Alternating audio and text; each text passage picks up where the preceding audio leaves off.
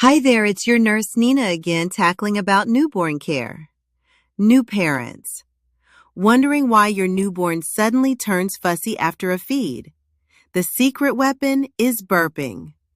During every feeding, your baby swallows tiny air bubbles, and those bubbles can cause tummy discomfort, gassiness, and even spit-ups if they're not released.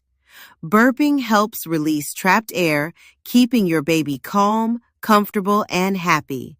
Less gas equals better sleep, and that means more rest for you too. Whether you breastfeed or bottle feed, burping after every feed can reduce colic and prevent those midnight crying spells. Quick tip: gentle back pats or an upright hold work wonders. How often do you burp your baby? Share your newborn burping hacks in the comments. Till next time.